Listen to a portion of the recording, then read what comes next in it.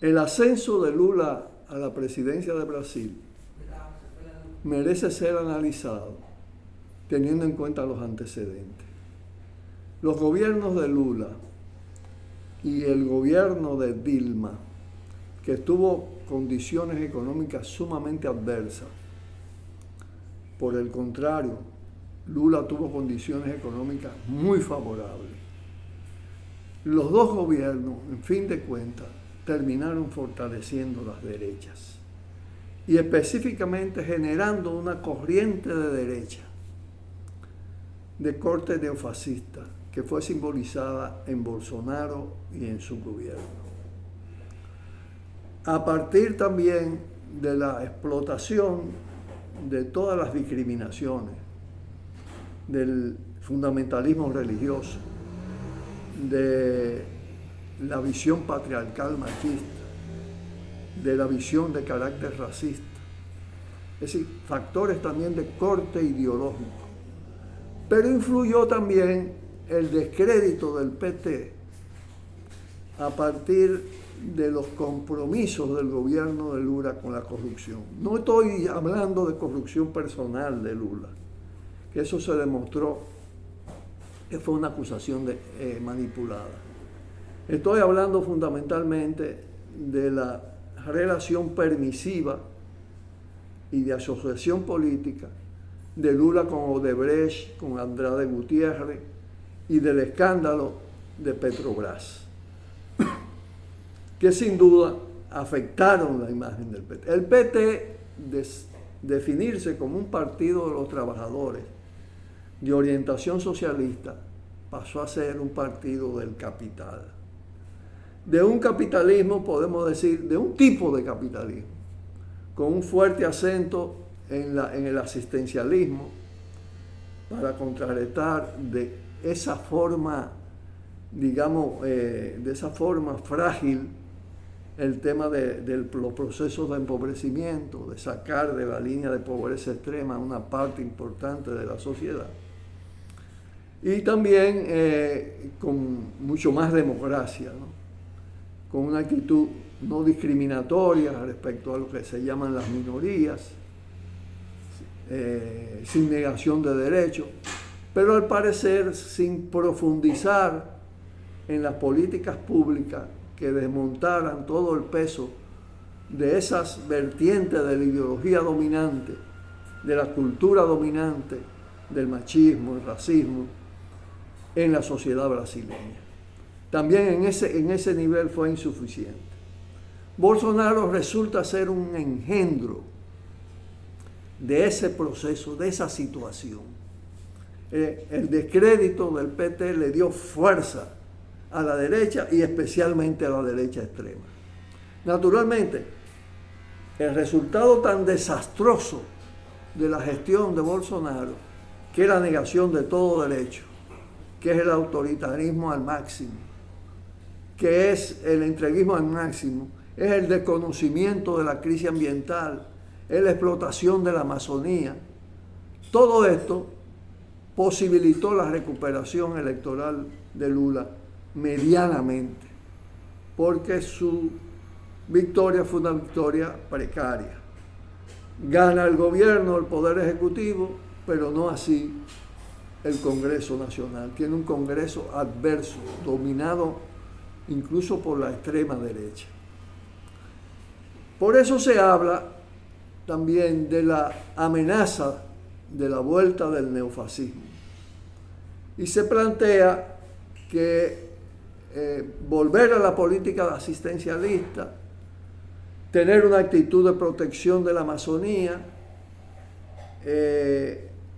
respetar todos los derechos, acabar con ese estado de discriminaciones potenciadas, podría permitir el aislamiento del bolsonarismo, del neofascismo. E incluso recomienda que a eso se dedique el gobierno de Lula, que en la precariedad electoral, por los factores anteriores que desgastaron bastante al PT, y el propio liderazgo de Lula pudiera ser fortalecido a partir de esas líneas de gobierno. Eso dio lugar también a la alianza con la derecha pro-norteamericana, pro-estadounidense, pro-gringa, que no es simplemente centro-derecha, como se dice, que es derecha y muchas veces derecha altamente conservadora, sumamente oportunista, que no aceptó irse con Bolsonaro, pero que en cualquier momento también podría hacerlo.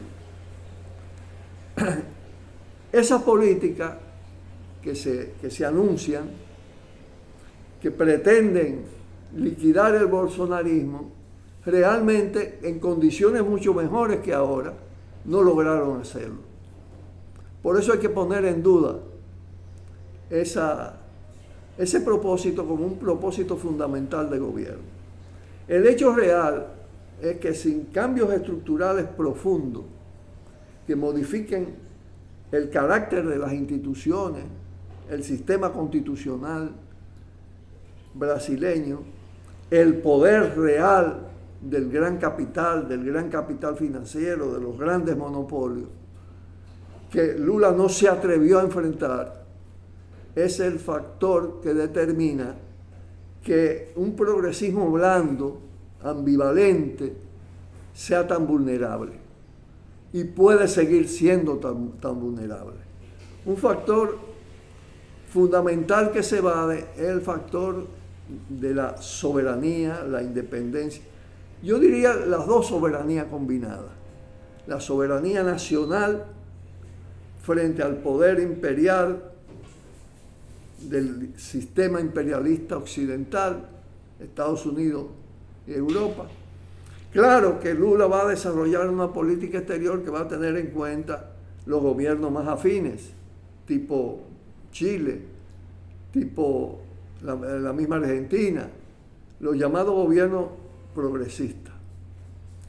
Del progresismo no transformador, por decirlo así, no de los procesos transformadores que están de alguna manera en marcha. No serían las relaciones privilegiadas. Sin duda también es positivo el desplazamiento del neofascismo a cargo de Lula, pero evidentemente se trata de una opción con mucha fragilidad y con muchas limitaciones. Y ahora con limitaciones de carácter, no está el periodo de bonanza en las relaciones internacionales. Los llamados royalty, que tanto favorecieron la economía para hacer una política asistencialista masiva.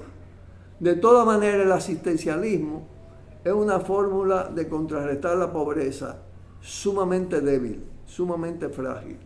Fíjense que fue desmontado, fue afectado ya en el gobierno de Dilma por la propia crisis económica, pero fue barrido por la acción de Bolsonaro en favor de las élites del gran capital y de la insensibilidad social que emana de esa corriente